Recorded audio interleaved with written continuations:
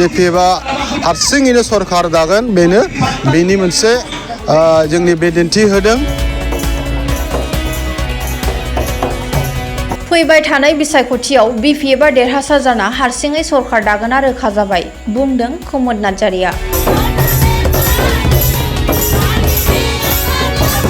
बिसायख'थिनि बारा जेरैथिंबो जायगायावनो बारानिफ्राय बारा बारनो हमदोंसै। फैबाय थानाय बिसायख'थिखौ नोजोर बोनानै गुबुन गुबुन दोलोआ गाव गावनि दोलोफोरखौ गोरा खालामनायजों लोगोसे देरहासार जानांगौनि थाखाय ब्लिचिं रेलि लानायजों लोगोसे जयनिं हाबाफारि लाबाय थानायखौ नुनो मोन्दों। थिग बेबादिनो दिनै BPF दोलोआव 9 नं बनरगाव बियाबनि बेन्दोङाव गोग्लैनाय दाउलाबारि प्राइमारि आरो सुकानजरा प्राइमारियाव प्राइमारि उइथ ब्लिचिं रेलि हाबाफारि लानायजों लोगोसे जयनिं हाबाफारि खुंफुंदों।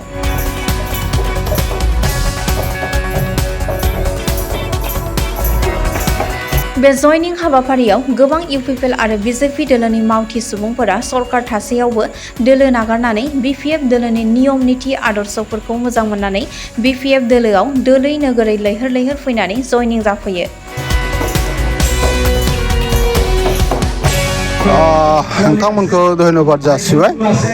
जोंहा दिनै खुब गोजोनथाव मोनसे गोसोखांथाव दिन जानानै थाबाय। मानो होननानै बुङोब्ला बे आशीर्बाद प्रग्रामा जोंनि सेन्ट्रेल कमिटि BPFनिफ्राय बिथोन हरनाय बायदियै जोंबो जोंनि ब्लक लेभेलाव बे आशीर्बाद प्रग्रामनि गेजेरजोंनो मोनसे फैबाय थानाय इलेक्सननि थाखाय केम्पेइन खालामनो होननानै जोङो मैया डिसिसन लादों आरो बे प्रग्रामा दिनैनिफ्राय थाङै 13टा प्राइमारियावबो जाजोबगोन आरो दिनै खुब खुसि दिनै जों जेनाखि उद्देश्यखौ लानानै खालामदोंमोन जों बेसेबांखिनि रायजो राजाफोरखौ जोङो आसा लादोंमोन बिनिख्रुइ गोबां मानसिफ्रा फैनानै जोंजों बाहागो लाफैदों आरो जोंखौ इनकारेज होदों। बे जोंनि थाखाय बिराद मोनसे देरहानाय आरो जोङो खुब इनकारेज मोनदों। फैगौनाखि जा आद्रा थानाय 11टा प्राइमारियावबो जोङो बेनिख्रुइ आरो साबसिन खालामलांबावनो हागोन जोंहा बिसास दङ।